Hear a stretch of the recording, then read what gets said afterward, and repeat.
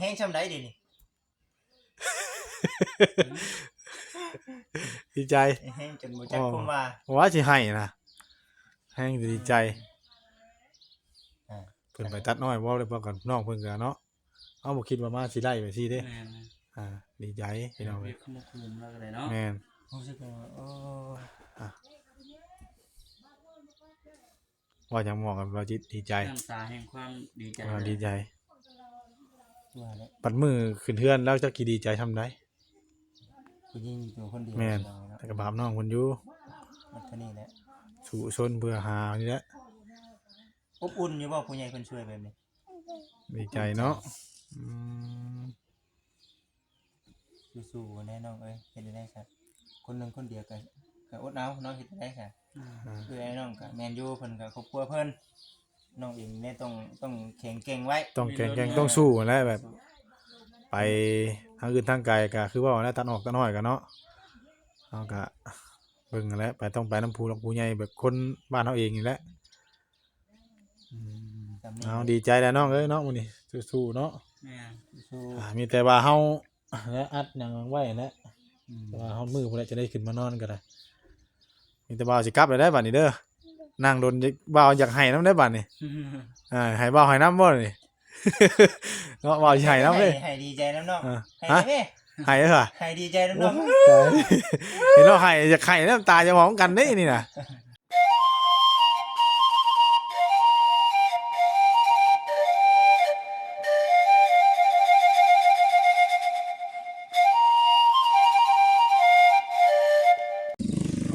นี่เฮาก็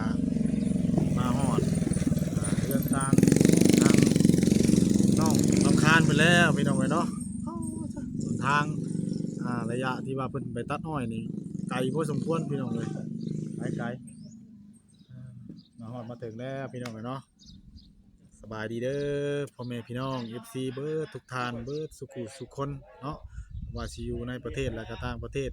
ยินดีต้อนรับเข้าสู่ช่อง YouTube บ่าวบุญเผย Channel อีกแล้วพี่น้องเอ้ยเนาะเอาพบพ่อกันมื้อนี้ก็ฮอดเฮือนฮอดซ่านของข้างน้องน้ำคานมื้อนี้ก็เกือบค่ำพี่น้องเลยเนาะ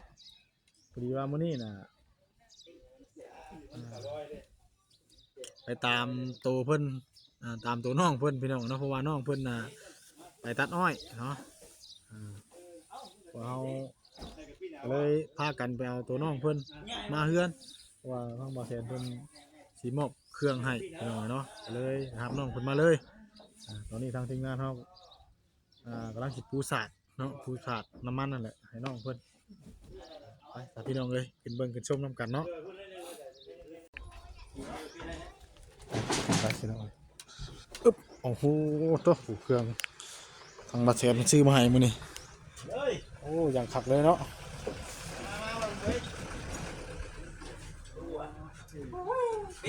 มืดแท้อันนี้เนาะสบายดีเด้อ สวัสดีมาน้องน้ำข้ามปิดไปเดี๋ยวนี้ พี่จ้าจะเปิดเลยคอยนะ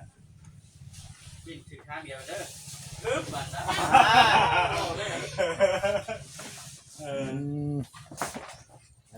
โอ้งามเนาะ แล้วเป็นทีมผู้เนาะ อันนี้ก็ทีมผู้จนเขามีทีมผู้ ชาวไม่ต้องหัวที่ ตามสุดดิ กล้องบอลเพื่อมันอยากสีมันมืดแน่นอนนึงพี่น้องเลย เรื่องกันได้นึงเด้อ นี่ก็ยังมาพี่จัง ทีนี้มันยากเลยครับเป็นเหตุกวนเอารถเอาเสียทีให้น้องเด้อ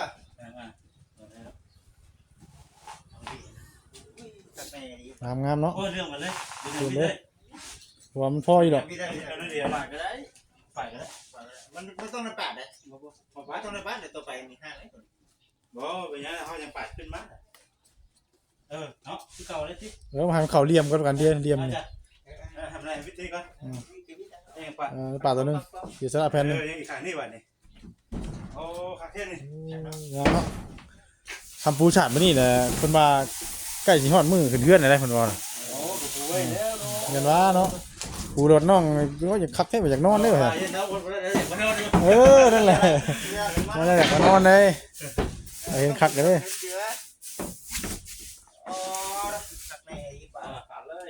โอเคเผื่อไว้เลยเนาะ เลยคนจะละ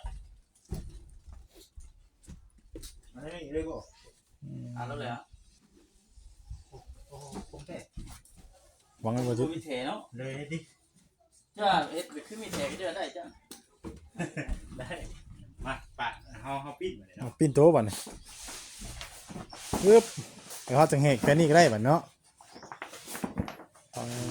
งามเลยพี่น้องเอ้ยสีถึกสีแพงกับสีชมพูไว้ก่อนเอาได้แบบนี้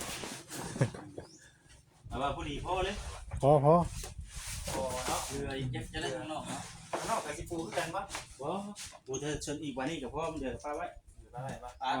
บ่ไว้เดี๋ยวมันขายอย่างเขาก็ได้สอบอ๋อมันมีกำหนดขายได้เนาะแล้วยังว่าสิแหกเอาให้เบิ่งว่าต้องแหกเด้อว่าใส่เด้อ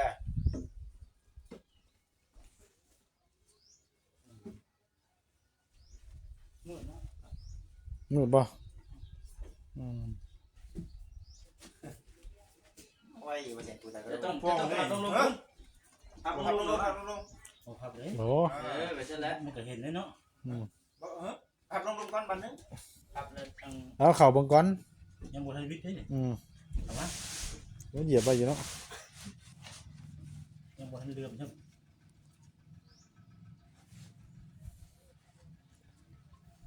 อะไรบ้างเรือไม่ดิ้ง เลื่อม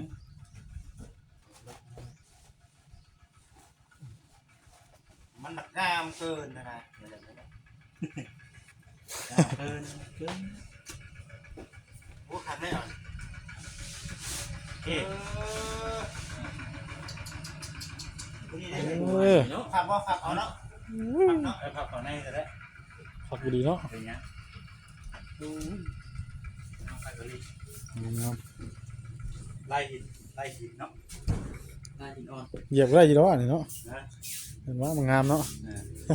โอ้บ่เอาไป นี่บัดนี้ ให้มันพอมันเดินมันก็ เดือดมันมืดได้พี่น้องเอ้ย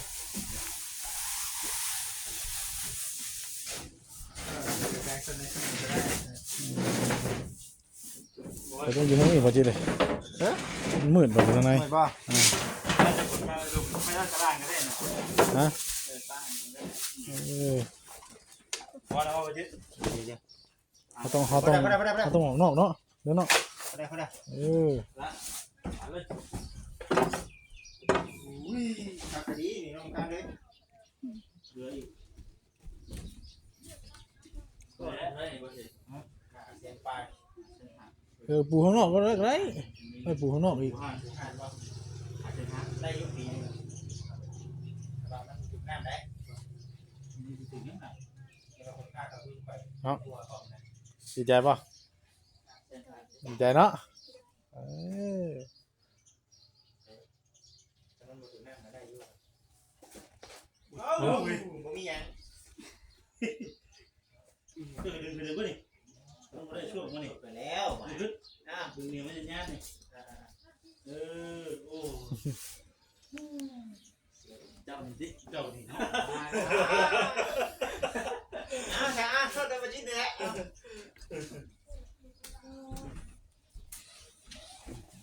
เราต้องมาเชิญทางนี้ก่อนไปเราไม่ยืนอยู่นี่เด้อไปยืนอยู่นี่เด้อว่ะ เอาไปยืนมา ยืนอยู่นี่แล้วแล้วบนเห็น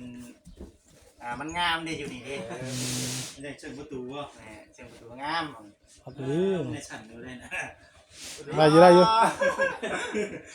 เขาต้องทายมันดึงดิดึงมาก ได้นี่ เฮ้ย นอนได้พอนอนเด้อมันเป็น เราค่ะเห็นครูเมื่อกี้เลยโว้ยครูได้เลยเนาะ ขับได้เนาะ เอ็มเรียบร้อยครูเนี่ยครูเรียบร้อยอันนั้นที่เขา ต้องผลเขาไว้ในเด้ ผมไม่ได้ เรายังมีบนหลบ นี่เขาไปพูดว่าไปพี่ คนจะมาเลยว่าครูห้าได้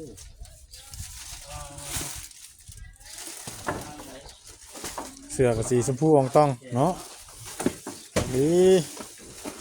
น้องเลยมีทั้งขวดทั้งเคียง เป็นถ้วยบนบ่วง บุคคลเบิดบอลมีสวยมีบวง ครบไปแล้ว เนาะพี่น้องเลย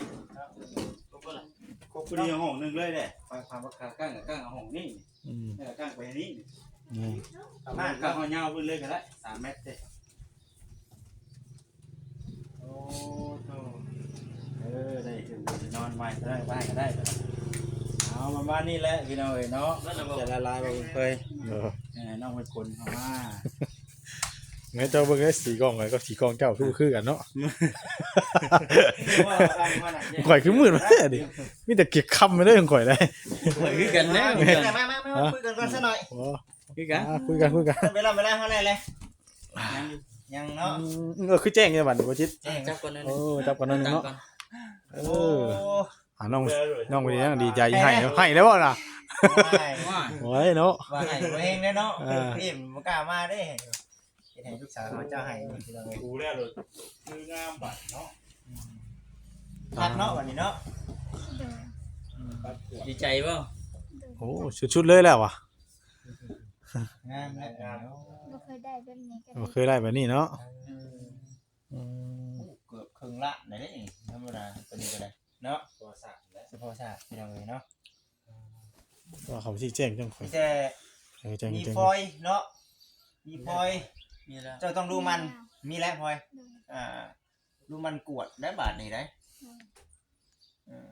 ดูอยู่แล้วล่ะไป ดูมันกวดดูมันปัดแหละมันนี่ได้แสมันงามไปเบิดเท่านี้แหละเนาะพี่น้องเอ้ยเนาะ แม่น โดย ใครกลัวลงจุ่มคือตะกี้ได้เนาะตะกี้สดบกล้าฮอดมานั่งเด้พี่น้องเอ้ย เพ เนาะ ราะตะกี้มันเป็นไปได้บ่จิต บ่มีผ่า มีฮอดฟ้าแล้วมีแต่ แต่มีแต่เสาใช่บ่ เส้นนี่สิ กับไม่เส้นนี่เด้ไม่เส้นเล็กๆน้อยๆนะ สีเกลือมันเพิ่งเจอใหม่ป่ะ ฉันบ่ แม่นใช่บ่ ไม่ใช่แล้วผ่านมาเจอใหม่ ให้รอสีนี่ได้เอาผู้ใหญ่นะ หมดทั้งอ้ายของ ทั้งไงเจ้านะ อืม มันหัวใช่บ่ลบมีต้องชัวร์ได้ทุกตัวมัน อีกกองมีมันรั่วแน่นอน ตัวในเนาะเนี่ยลบอยู่พี่น้องเอ้ยเนาะบ่มีมาบัดนี้เบิดเลยสั่งไปซีเบิดเลย ทางซีบ่เลย ประมาณ3-4แผ่นเนาะมันสิเป็นลบบ่ รถมัน เพราะอะไรอีกล่ะ บ่ช้างเนาะบางทีก็มาเบิ่งเฮานอนเบิ่งทั่วมันหยังแล้ว ก่อนเนาะ ให้ระบ้าเพิ่นแล้วเป็นไปเฮ็ดให้ ให้บ่าวเฮ็ดให้เนาะมันหัวนึงก็ได้แต่ว่านี่ก็ถือว่าสุดๆแล้วนะนี่พี่น้องเอ้ยเนาะ อ๋อเพิ่นมาเห็นบ่ดิเพิ่นสิบ่ว่าโทษบ่นี่เนาะ สินอนโซนใดนี่โซนพุ่นก็สิมีผ้าม่านอยู่เนาะข้างมีเฮาต้องใส่เพียกบ่เสื้อ เชือกมัดประมาณพูด มัน เนาะ มันเพิ่นสิป้อนเชือกเขาได้อีดอกนั่นน่ะ อ่า ประมาณเป็นหูอยู่หรอก พอดีเลยเนาะนอนที่นอนกับน้องพา โดย พักมื้อนี้เนี่ยพากันนอนเผากับเพิ่นออกกรรม โดย อยู่กรรมเนาะ อยู่กรรมหรือว่าอยู่ไผ อยู่กรรมอยู่ไผ 2 มื้อแล้วนอนตาราง อื สอง ม มื้อนอนตา ยั ราง ง อีกประมาณจะมือ ปกติแม่ลูกใหม่บ่ผู้ใหม่บ่แม่ บ่อยู่ที่2แล้ว อ๋อกับบ่เพิ่งนอกทิศนึง เราว่าสิออก5มื้ออีก3มื้อ หามื้อก็เฮิงอยู่ก็ทิศนึงทิศกับทิศ 2 นึง มื้อเนาะ ว่าแม่ใหม่แม่ผู้สาวน่ะก็15มื้ออ่า ครึ่งเดือนน่ะ ครึ่งเดือน บ่ย่านบ่นอนอยู่ทางตาราง ยานเลย ย่านบ่ 3 คนนอนน้องสาวแล้วก็น้องพาด้วยแล้วก็ น้องพาพร้อม โดย อืม ก็เอาเฮ็ดได้ซะเนาะเบิ่งเพิ่นนั่นแหละเนาะสามชาเพิ่นออกกำออกไผพี่น้องเอ้ย แม่ เนาะพอคุณได้ก็พากันขึ้นอยู่ที่นี่มันขออนุญาตนำกะว่าเมื่อใดก็ ยังบ่ฮู้ ยังบ่ฮู้ หาเงินอยู่บ่ โดย สิหาเงินอยู่ ตัดอ้อยอยู่ ถือว่าสิเอาหยังเนาะให้ทางอันน่ะพี่น้องกินบัดนี้ชาวบ้านกิน ปกติหันปลา